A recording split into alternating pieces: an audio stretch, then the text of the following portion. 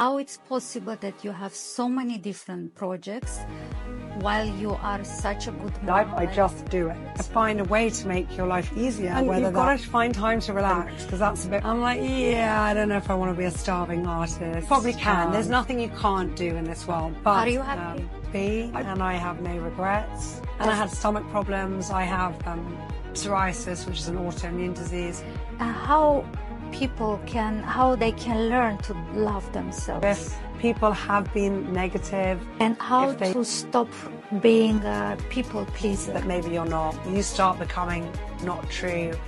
After your actions, they stop talking to you. So there's a lot of people who want you there because that makes them feel good. It's not because of you or because they genuinely like you. Maybe it's because you are Elizabeth and you have this crossroads, like or because... how to say no. If everybody loves you, there's something wrong. That's self-esteem, the more, like mostly what can hurt. That's a good thing. Comment below. Do you think I'm a good leader? Be honest. You'll still have your job at the end of it. Happiness waits for you.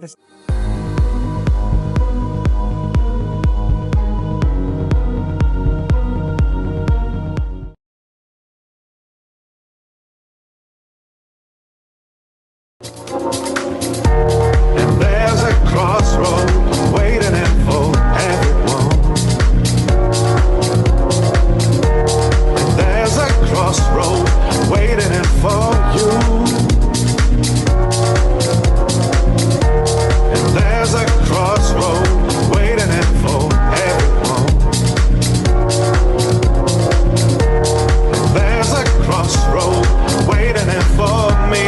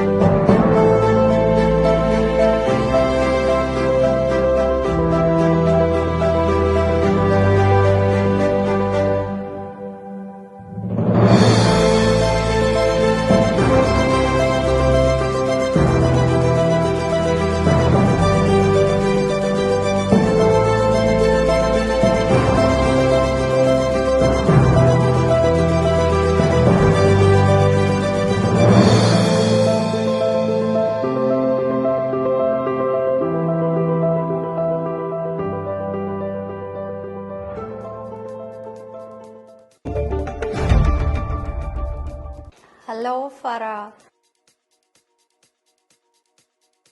Thank you so much for being with us today. Thank you, Elizabeth. It's really a pleasure. And I'm so excited for this interview. How are you? Good, good. I have many questions for you, but we start the one which I'm always wonder. How it's possible that you have so many different projects while you are such a good mom and such a good wife? How you balance your time to be everywhere and the same time to be good mom and good wife? You're so sweet, really. You always say that, and you're so supportive. I think, and many people ask me this, but really, I don't think I'm doing more than others. Like for me, I feel I've never worked a day in my life. Like what I do, I love it. I love everything I do. So it's all a pleasure. It gives me energy. It doesn't take my energy. Yeah, and I enjoy creating. I enjoy thinking and doing new things and having new projects and moving and learning and growing. And I love being a mummy. All my life, But I how wanted you to be a manage mother. with the time? I think the trick is that I'm not a procrastinator. So one of at least the things that works for me is I don't think about things too much. I just do. I don't leave things for later. So if I know that, I don't know, we're running out of vegetables at home, like within the next half an hour, 20 minutes, sometimes within the next 5 minutes, I've already gone online, I've ordered, and it's done. So I don't leave things to build up. If I get a request from a friend, you know, they've just launched a project and they want me to review something for them, I do it. I'm just like, okay, da da da. So as I read something or as something pops up in my life, I just do it. In the moment. In the moment, as much as is humanly possible. So it's a lot of lists, a lot of planning, a lot of organization. And then I don't leave things for behind. I don't have this feeling of, oh, there's so much to do and I haven't done it. No, there's this to do, you do it. There's this to do, you do it. And then also, yeah, just a lot of support. You just find a way to make your life easier, whether that's online shopping. Tell us for a few ways to make our life easier. Well, I mean, I don't go to the supermarket, really. I might stop, at a peripter or a kiosk on the way home to grab some bananas that we run out of or something little, but I won't do a massive shop in a supermarket because I don't have that time. So that's, for me, very easy because then it's 10 minutes ordering. You find an app or a shop that's easy to order because some are not. I try to plan as much as possible. I love planning. I think as women, don't we? We love our lists. I love lists. I love ticking off. I've done things. Say, for example, the kids' lunch boxes. I've got to make 3 lunch boxes every day. Some women find it easier to get up in the morning and do it. For me, I don't. My brain doesn't function then. I have other things to do. So that's done the night before. I've got the fresh fruits and vegetables that I'll put in, but I always have emergency snacks. Birthday parties for adults or for children. I'm very lucky because I have the hotel, so I have an array of shops that I can grab stuff. But I have a present cupboard at home. So I have, always 5 or 6 or 10 presents available, and I bulk buy. Or I know that there's 10 parties coming up, so I'm just organized. You just have to be organized. For work, I get into the office. I try and get in when the kids are at school. It's easier because I drop them off. Now they're all at the same school, so one drop off, and then to the office as early as I can. And it's great because you have a little bit of quiet time before everybody arrives. And yeah, just try and do some admin things there. I'll get my physical meetings that need to be done in the morning, and then after the kids come home from school and I'm taking them to their activities and trying to help a bit, to push them to do their homework or whatever else it might be, that's when I'll do my online. So it's great. I mean, after COVID, a lot of things went hybrid. So if I've got an online meeting, I will very rarely book that in the morning. Usually that will be in the afternoon, even if I'm in the car waiting for kids in their football practice, or then that's the time I can utilize for that, or my admin can be done in the afternoon. So I believe you don't lose 1 minute without reason. You just respect your time and you organize everything with the time. I wake up that little bit earlier to do my stretching, my yoga, my meditation.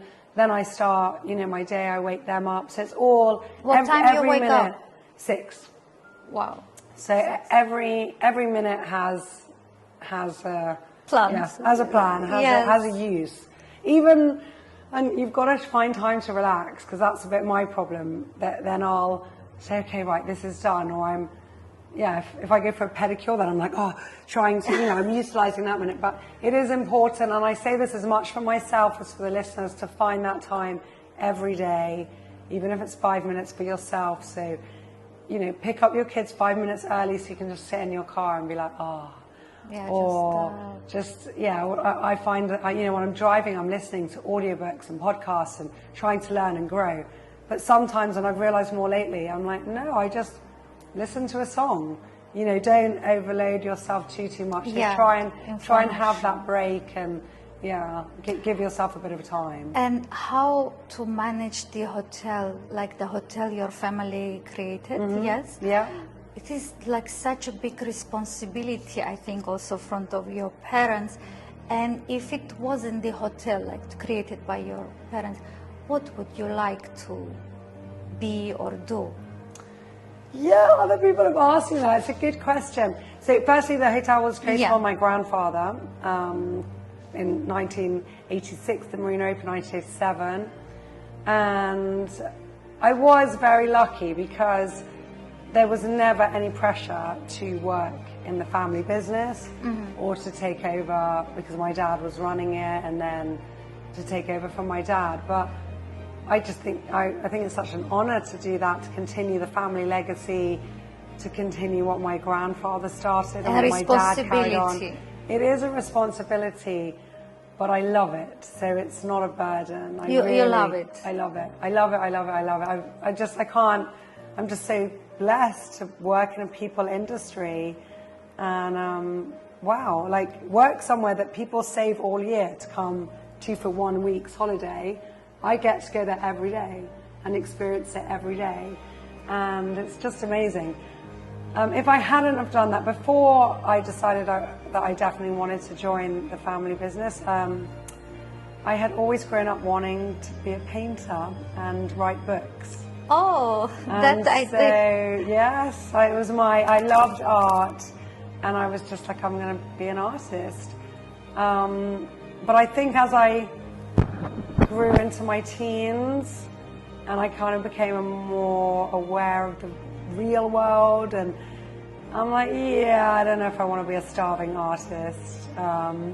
Yeah. And also I did recognize that it's something you can pick up later. So I was like, you know what, I can do business and go back to art and writing when I'm 50, but you can't do art and writing and then at 50 say, oh, now I'm going to go into business. Yeah, it's true. I think you probably can. There's nothing you can't do in this world. But, when I was 16, 17, I was like, oh, no, it's easier to do it the other way. So I was like, you know what, I'm going to go into business. And now it's nice because I did paint a series of pig, actually, paintings that were part of my Theo the Pig children's book that I Yes. published. So I have now gone back to painting a little bit. I finished a painting actually just yesterday. So I am enjoying painting again. And I do write, and that's my aim, to publish not just recipe books that I do, but publish books as well. So I've started doing some different things, and that's work in the pipeline and definitely on my vision board. that And I'd do you like have to do. idea about what you will write, or you are not ready yet to start? No, well, I've already done a huge part of a book. It's sharing my story, my personal story, or as much as I'm willing to share at this point in my life. But basically focusing around how to be happy. Yeah. That's the main, yeah. Are you happy? I believe so, yes. Not a knock on wood. I need to touch wood on my cross. I am. I think happiness is a hard thing to quantify, and I think many people have different beliefs and ideas of what happiness is. But I've always used the word content and contentment, which a lot of people contest that that's not the right word, because to be content is to be bored but it's not. It's to be happy with who you are, content with who you are. And there's definitely so many things I want to do, and I'm hyperactive, and I always move forward, and I'm thinking of different ideas and creating different business plans and different platforms. But I think for this stage of my life, I'm where I need to be, and I have no regrets. That's the most important. Yeah, and I feel very blessed. So yeah. I know you are vegetarian. Yeah, vegan, yeah. How you decide to become, and what you will advise people who want to start but they struggled and they cannot. The first steps, how they can. Okay, so So first, why? How you become? how did I become vegan? So it was quite a long journey. It wasn't something that happened overnight. I grew up in a very meat-loving family and culture, eating Lebanese food, which Very tasty food. very tasty food, but meat was pretty much in everything. Yeah.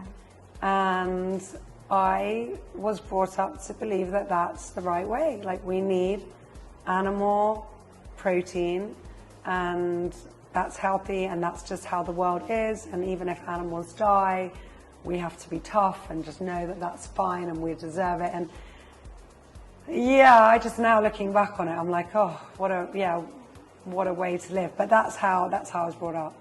And I think slowly my way into being healthier, so it's not to be a junk food vegan, but to live a whole food, plant-based lifestyle, I started slowly recognizing things were wrong.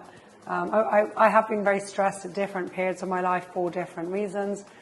And I had stomach problems. I have psoriasis, which is an autoimmune disease. And these would flare up at different periods. But, if you're eating a lot of rubbish, they're obviously going to flare up more. Yeah. So I started to realize, like, hey, wait a minute. Like, okay, if I ate this didn't make me feel good. And I remember driving myself to the polyclinic with a massive burning sensation in my stomach. And I just had a coffee. And I had a multitude of stomach issues at the time. But that taste of coffee was in my mouth, and I never drank a coffee again. So that's 20 years now. And I just recognized that there were certain things that were not good for me or good for anyone. So I started slowly becoming healthier. And then one day, I realized I became pescatarian. It was after one of the Greek Orthodox fasting periods where we give up animal products. And Easter came, and I was like, no, I don't feel like margherita tomorrow.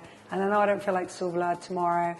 And then I'll have that tomorrow. And I don't know how many months passed. I'm like, oh, I haven't eaten meat in half a year. Yeah. And then I was like, you know what? I feel great. So I became a pescatarian, meaning I only ate fish. And I stayed like that for 10 years, thinking I've hit the nail on the jackpot. Like, this is the nail on the head. Like, I'm done. This is great.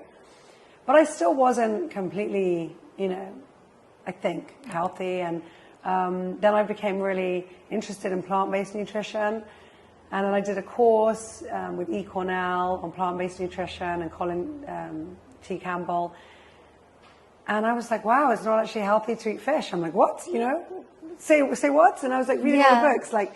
And then I had also, because that's convenient, we believe what we want to believe that fish didn't have feelings, didn't feel pain. Yeah. It was fine. And then I found out that was also a load of rubbish. And so, yeah, one thing led to another, and I became plant-based. I didn't call myself vegan for the first year, but I stopped eating, any fish products as well. And then after a year, I was like, I don't feel right buying animal products. So in any form. So I don't want to buy shoes or bags or creams to that level. or anything. So I still have things that I had from then, including my shoes I'm wearing today. So I'm not a person who believes in throwing out things all my life. You appreciate the things you've bought, you honor them. So I still have, things from then. Yeah, but from now you are not buying. No, I won't buy anything that is in any way used in animals. So. Louder, come on, don't stop and keep it going, do it. Let's get it on, move it. Come on, baby, do it.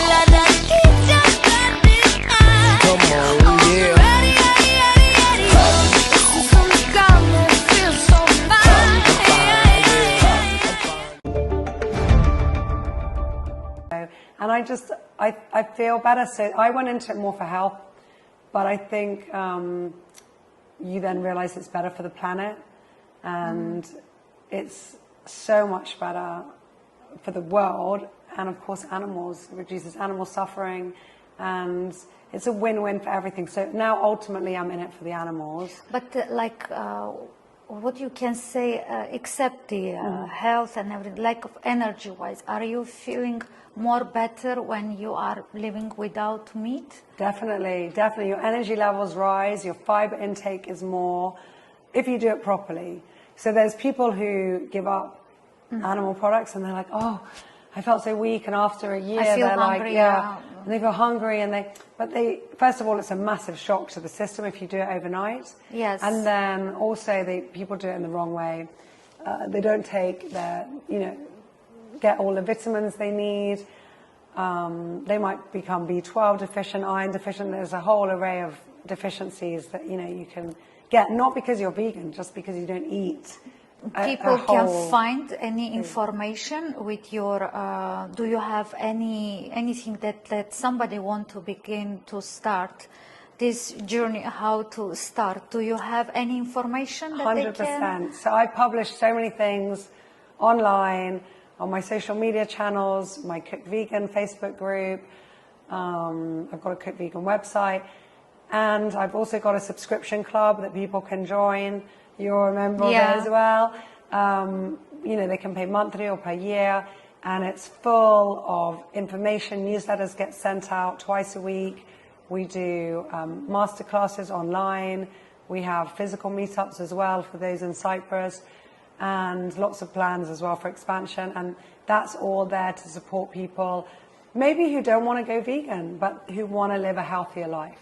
Yeah. Who want to have more energy, who want to learn more or start learning more about how to be healthier. Healthy. So, so that's called Farah's Club, and you're all welcome to join it. And I have my books out as well, and I'm also a certified plant-based nutrition coach.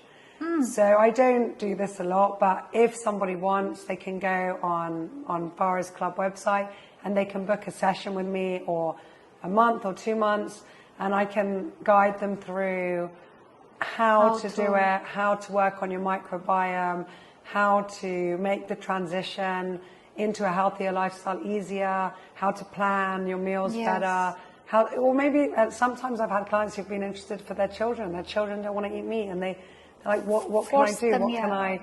What can I feed them? So I'm there to help in any situation, and it's my pleasure to do it. So that's great news. So our audience can find all the information step by step, how they can become and to start to live more healthy life. I believe your children also not. So my kids are not fully vegan. No, they'll choose when they're grown ups. Okay. My eldest eats a bit of everything, but she is predominantly a plant-based. Naturally, she goes for the fruit and vegetables, and she's very healthy. But she eats a little bit of everything. My second one is a pescatarian, and my third, they're pescatarians, and then we'll see when they're older. But and what about your husband? My husband, we joke, he's a flexitarian. Okay. So he eats everything, and he's very flexible. So he does eat at home. I only cook vegan, hence the brand. So we eat vegan food at home. But, when they're out, everybody chooses what they want. And, of course, you cannot. We have to feel if we are ready to do what. Absolutely, yeah. How they can learn to love themselves? I think learning to love yourself. Some people are super lucky and they just do by nature. From the beginning. You see kids who are just like, But I think ultimately, however our nature predisposes us, it comes from our parents and our carers and our loved ones when we're little.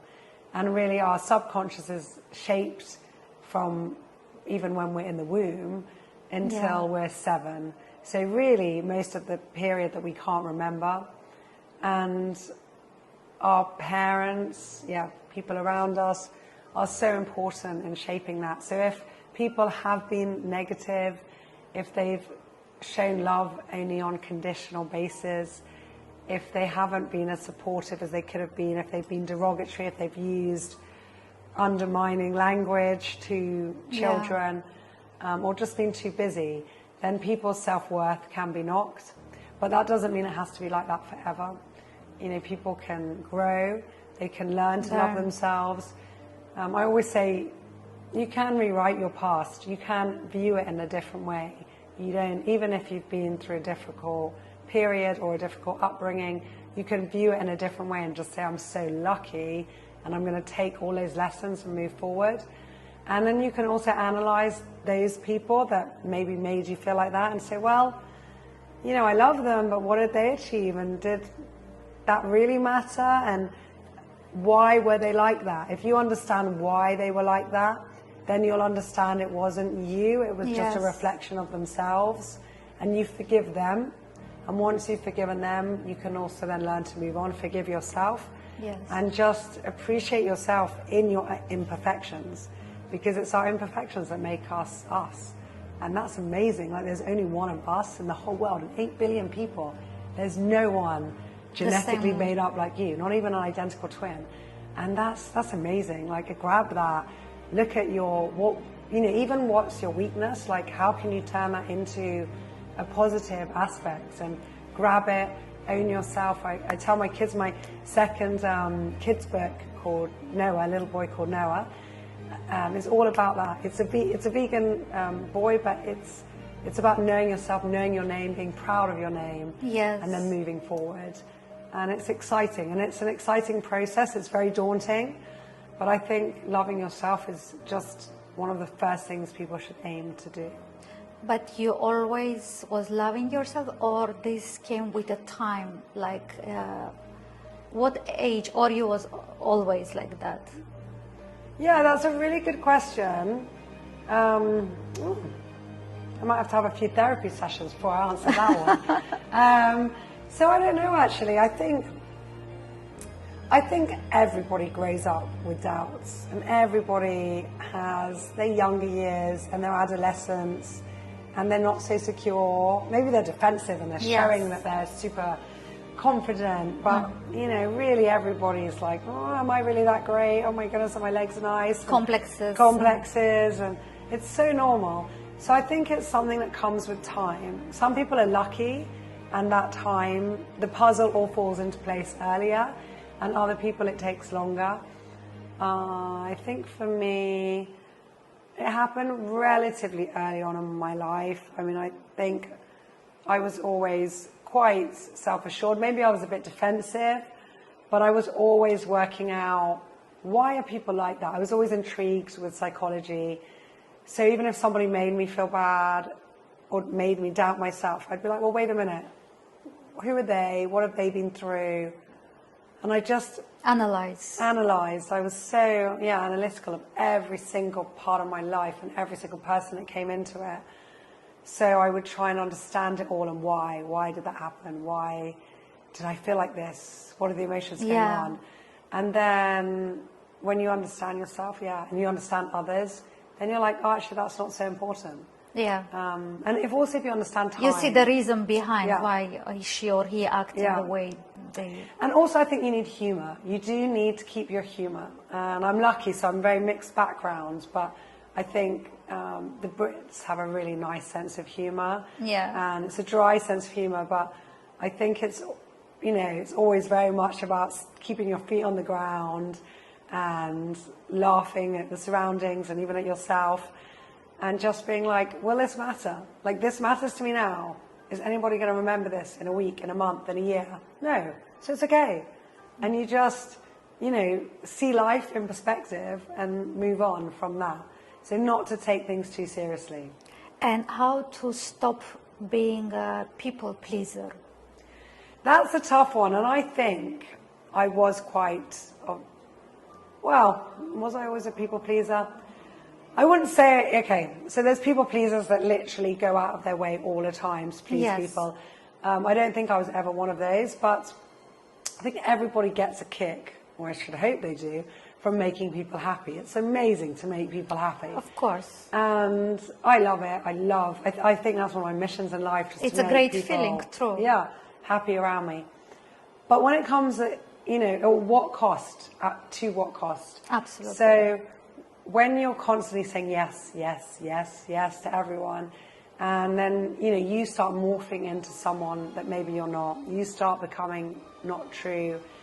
And, you know, there's a lot of people as well. There's a lot of complexes.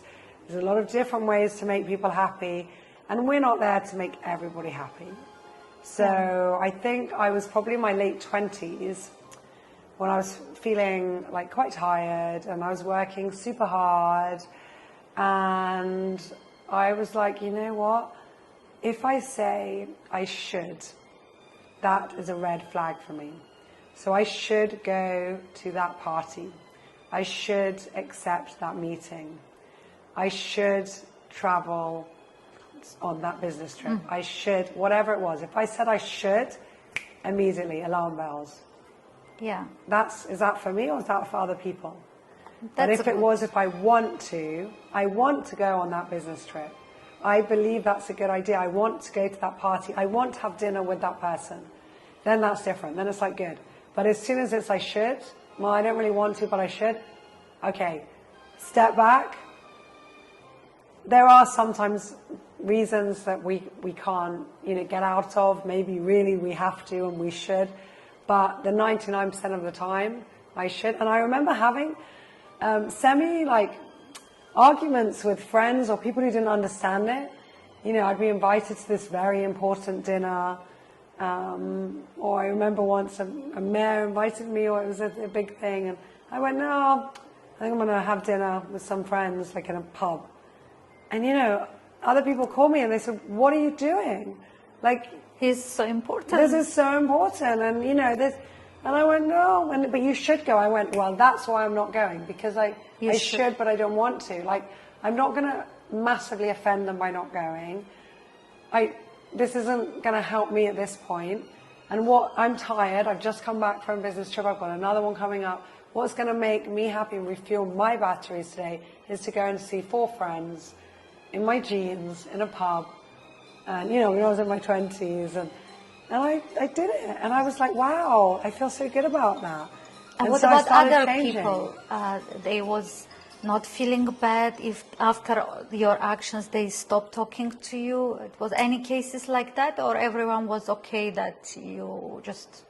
Look, I don't think I did I'm not mean. I didn't offend people, I think. I didn't until now. No, but you know, when they are waiting and you say, no, I will prefer to go pub with my friends and I will not come to your important event, they're like, oh. Okay, so 1 minute. So, I would never, and I wouldn't advise people to say like, no, I'm not coming to you because I prefer just to, you know, sit at home and watch a series. No, you just say, I'm already engaged, I can't. Yes. So, you know, there's ways of doing things that are polite, and you always have to be kind, like kindness above all else. So, no, I would never slap someone in the face and say, oh, I just don't care about you. But to say, look, I'm really sorry, I'm already busy. With a polite way. I can't make it in a polite way. You send your flowers, you send your, you know, you keep your good relations. But, I mean, I remember one New Year, I went to 5 New Year parties because I didn't want to say no to these people that had invited me. So I spent the whole New Year, you know, driving to different venues in Limassol. And this is before social media. So this had nothing to do with I'm here. No, this was just literally me going, oh, they invited me. I don't want to offend them. And, oh, but this is my really good friend. And to be honest, I had the energy to do it. I was single. I had a great New Year's. But the next day I was like, oh, exhausted. And I'm like, you know what? Like, was that for me? And so there's things like that. So I'm not saying if you've got something very important and it's really going to be in the world to your parents or whatever, go and do it. You can't become a selfish person. But I'm talking about like the everyday things. And there's a lot of people around that they want...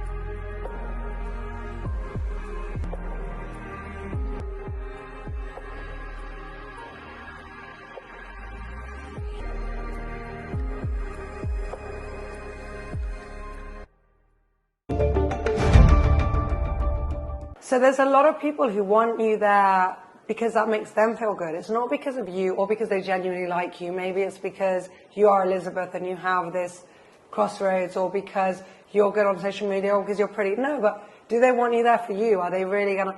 So these are the things, like, I think as you get older, you work out, like, who really cares about me? Who, if I needed them, would support me? Who is genuine? And then you say, okay, I'm gonna, yes, I'll make the effort for them.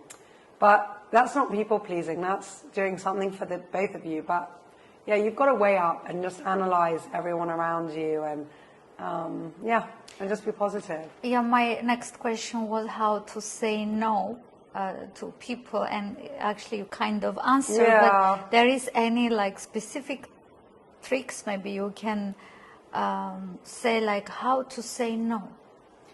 Well, you're just kind and polite, and sometimes I tell people, you know, I'm just tired. Yeah. Like, I'm really sorry, but I just need to be with my children and my husband and be home. Sometimes, And yeah. there's nothing wrong with being honest. Like, I cannot make this thing, or, you know, I'm really busy now, and you just be honest, you know, and find a way. So you can always be kind, and I think people appreciate honesty, and there's nothing wrong with admitting to yourself if you need a break, or you've got another event planned, and I already have this. I mean, your birthday, I did it. Yeah. You know, I really wanted to come to your birthday, but I'd had another dinner that I had just confirmed, and they had arranged it around me, a date that suited me. Other people had been invited. So if I pulled out of that, you know, how rude is that to the other people? And it's like saying, oh, I've got a better offer now. So I just, you know, I gracefully declined. I told you the truth. Yeah. I said I love you. I sent you a gift. And I know that you're not going to... And you know what? If there's someone who doesn't understand that, or who will make you feel bad, or who will treat you badly, or won't invite you to the next event, they're not your friends anyway. You don't need this And you kind don't need of them. people. You just don't need them. So, you know, my husband jokes sometimes, says, oh, far, you know, because I'm a brutally honest person. And I say, oh, no one's going to invite us, or, you know, you weren't invited to this thing. Or I say, you know what? That's okay with me. It's really okay with me. If these people, maybe they didn't want me because I don't fit in their crowd, or maybe I make them feel uncomfortable, or maybe, I don't know what, I'm okay with that. Yeah. You know, are they happy? Great. Let them live their lives. I've got my friends, I've got my good friends, I've got my clan, I've got my circle. And so you don't need extra. You know, I love meeting new people, I love making new friends, but, you know, I'm not for everyone. I'm not everyone's cup of tea. I laugh. I'm actually, because I'm, you know, single malt whiskey. So, you know, it's okay. And that's the thing. If a people pleaser is when you're not okay with yourself. Like, I'm genuinely okay with not everybody loving me or wanting to hang out with me. Or that's okay. We're not all meant to. If everybody loves you, there's something wrong. That's for sure. You know, there's something wrong. You're not everyone's favorite person. That's okay. I think it's not possible. What you think? What can hurt self-esteem the more? Like mostly, what can hurt? I think it all. I'm a strong believer in nurture over nature. So I believe we're born, yes, with certain characteristics that are there. You know, our eyes might be brown or blue. We might be predisposed to, I don't know, getting a disease later on in life. We might have certain predispositions to being more stubborn, or being, I don't know, whatever character traits are around. But really, it's how we are brought up that will bring out these characteristics. We'll mimic people around us. And, you know, we're born to be loved. We are born to be loved, and we're born to be accepted for who we are. And I have 3 kids now, and they are completely different characters. Yeah. And I adore them all equally, and I cannot wait to see who they develop into and who they are meant to be, not who I mold them into. They're not there to please me. They are there to just grow and fly, and I'm just there to help nourish them, to help give them freedom to put choose. that water and that perfect soil around them, and, you know, let them grow.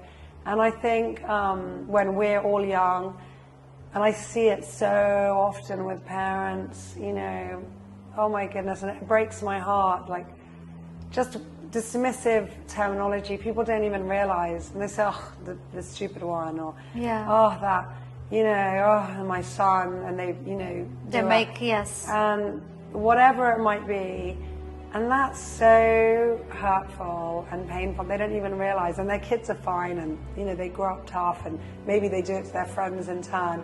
But all of these things have that ripple Small, effect. small, yeah. It all adds up, and it can make or break people. So, love shouldn't be conditional. It's just there. We have to be proud of our children and show them that we're not perfect. Of We course, don't expect them to be perfect. Nobody is perfect. And I think self-esteem it comes completely from that. Yeah, from everything comes from childhood. Yeah. And how you make decisions, with your intuition, or you rely more your team of experts? Well, I'm very blessed in my work, specifically at the Hotel and Marina, that I'm surrounded by an amazing team. Some have been with us for many, many years, others are newer, but it's taken a long time to build up this team, and I appreciate everyone's opinion. So one of the things I always say when I hire people, I don't want yes sir, no sir, 3 bags full sirs, because otherwise you can hire someone for 1/10 of the cost. Yeah. They'll just say, wow, everything you say is great, and then you have an ego and you just go and do it. Like, I want people who will sit around the table, who will come up with ideas, who will be proactive, who will challenge you, who will challenge their bosses and say, no, I don't believe that that's right. Like, well, why don't we try Have this? conversation Have a together, conversation, yeah. think. Maybe everyone's opinions can be acted on, maybe they can't, whatever given time. But I think it is a team effort always. But I don't believe in long decision processes. So as I said earlier, I'm not a procrastinator. I take decisions quickly. So quick, analyze, right, we go. We make a mistake, we learn from it, go again. Make a mistake, go again. And you just keep moving. But Yeah. the worst thing is not to move. Yeah, of not course. Sure. So I think there's a lot of science now proving that your gut instinct is there. I mean, our guts are created at the same time as our brains from the same cells when we're Yes, in it's true. our mother's tummies. So there really is such a thing as a gut instinct, and I rely on that a lot. And if my gut says something, even if everything else is like right, I'm like, oh, I don't know, and usually I'll follow that. That's important. And what does mean leader for you? Do you believe you are a good leader?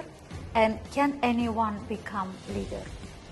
Oh my goodness! Well, you have to ask my team. That's a good thing. Comment below. Do you Yeah. think I'm a good leader? Be honest. You'll still have your job at the end of it.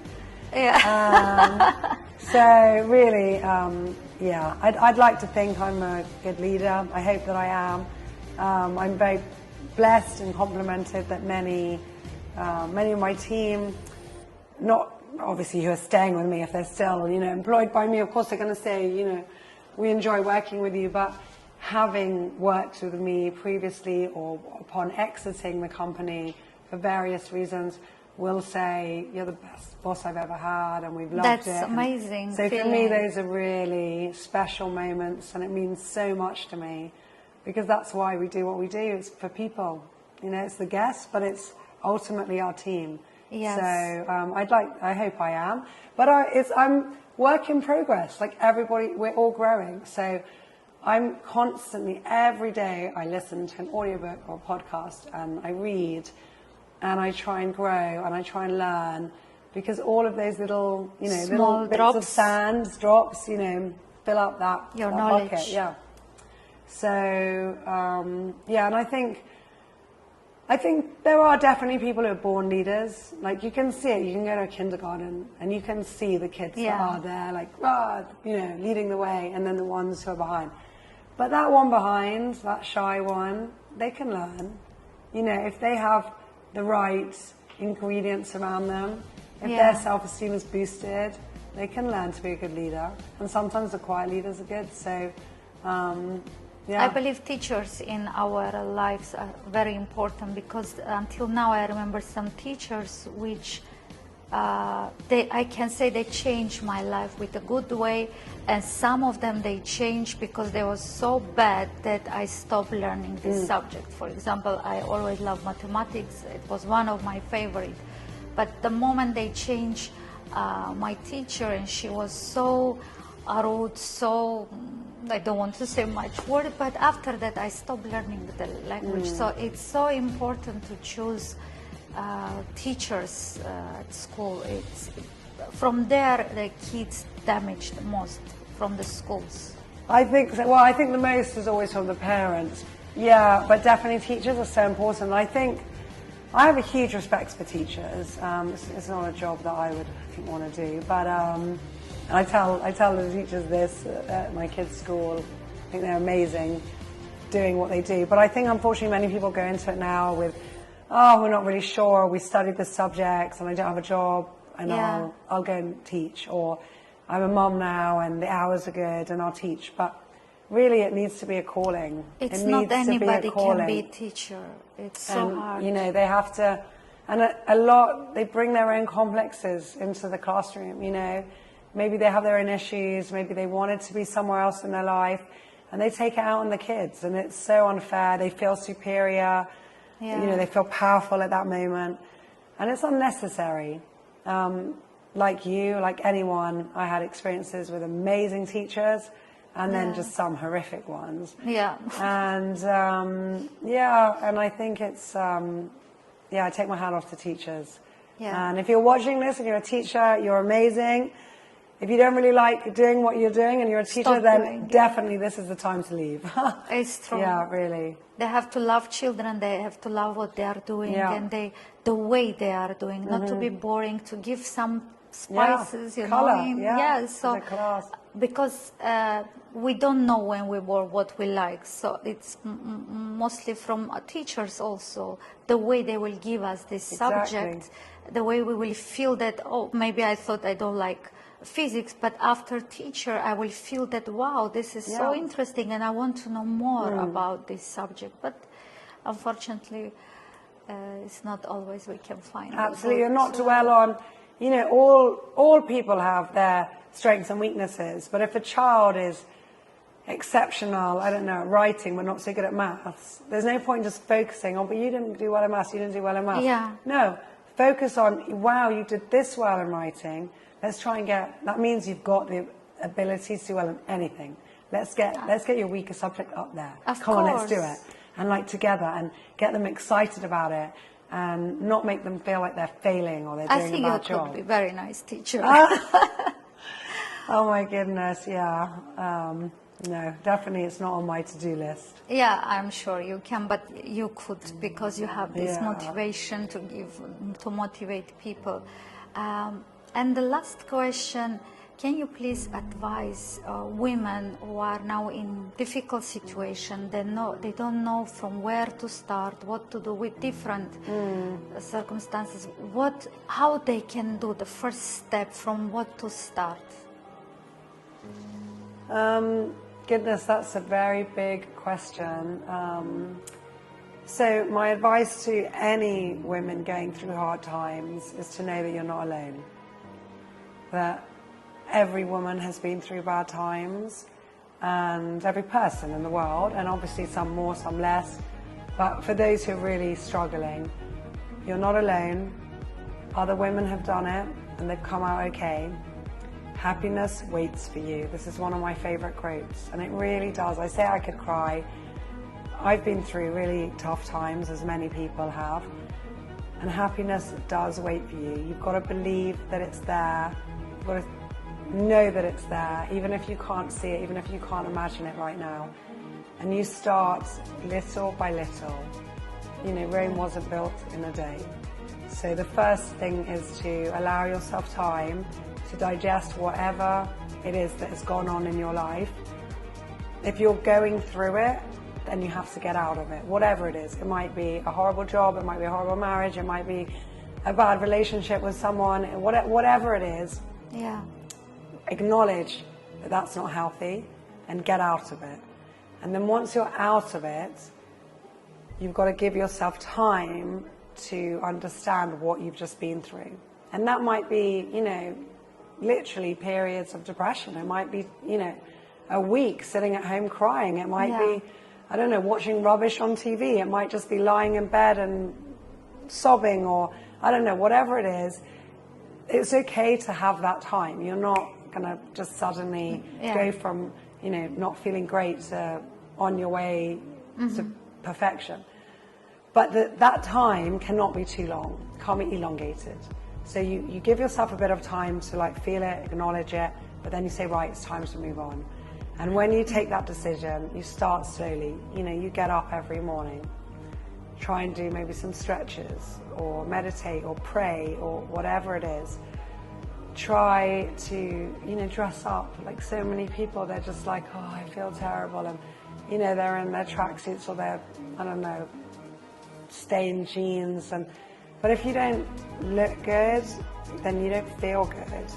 And it's not about looking good for other people. Yes, wear your favorite jeans if that makes you feel good. But maybe put on a different t-shirt. Maybe change the clothes from the ones you were wearing when you were feeling that low.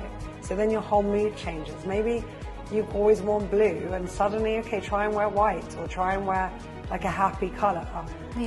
So little changes, like whatever it is. I mean, everybody knows themselves. Then, you know, try and put on a bit of makeup or try and, you know, just feel good about yourself. Do things that make you feel good. Exercise, move, walk, because that releases endorphins. Yes. Don't eat junk food. Try and eat healthier food. That is proven to be beneficial to your mental well-being. Slowly, it's all small steps. Forgive yourself, like read books, and then find your tribe. Like it could be an online community, it could be a Facebook group, it could be a platform somewhere, it could be just calling old friends. Find people, find even one person to connect with you, to speak to be accountable to. Don't be alone. Don't isolate yourself. And then slowly but surely, but always remember, happiness will wait for you. That's a great advice, and I'm very impressed. Thank you, Farah, so much. It was a pleasure to talk to you. I think we could continue hours and hours, but always, you and me, we always find things to talk about. And thank you so much. Thank you for the time. Thank you for having me here. Thank you for always amazing interviews you're giving us. And my goodness, done so professionally. It's just beautiful. So thank you. Thank you. And you have presents from our partners.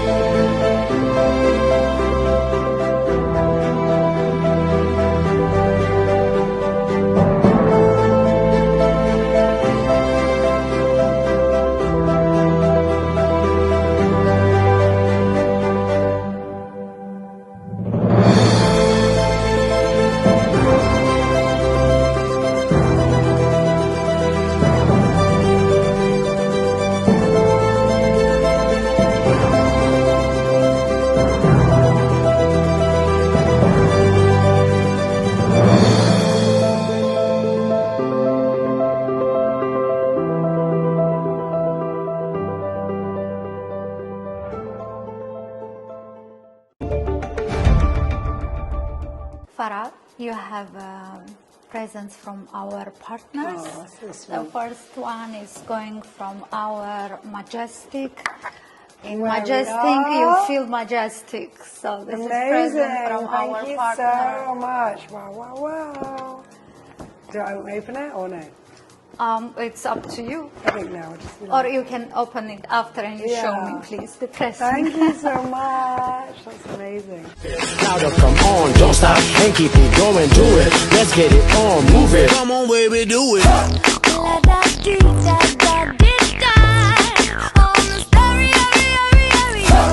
Let the speakers know your mind. Blow my mind, baby. Let it go, here we go.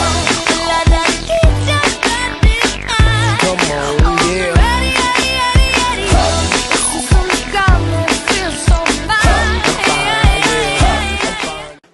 You have present from Natru Beauty and Spa. Oh, I I don't know love if the you've been, spa. You've been there before, yeah? I mean, obviously we have our own spa, but this is like an ultimate treat for me as well when I go there. So I love it. Yeah, thank you. You have from our Arabic Khachatrian presents, Who did my makeup earlier? mine too. So this is Thank present you. from Arabic. Lovely. Thank you so much. Great. You have from Cosmotrade with the Icon machine, special and Oh, what's that? Icon machine. It's a laser machine which for cellulite, for the blood, for Wow. it's very good procedure. So you will love it. Oh Definitely. my you will goodness, love it. amazing. Thank you. Yes, and you have 15% discount from Energizer Marketing. Okay, what do they sell? They are Energizer Marketing. They do marketing Oh, for your okay. SMM, for your Instagram, for your Facebook. Great. So they are great. Lovely. They are great. Wonderful. Thank you so much. Thank you. Thank you. Thank you. Welcome to the 4th Red Diamond annual ceremony.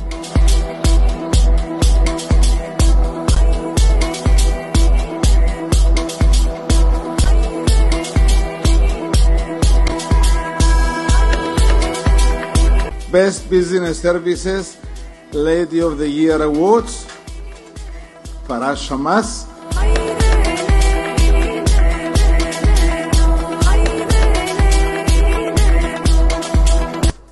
4, 3, 2, 1.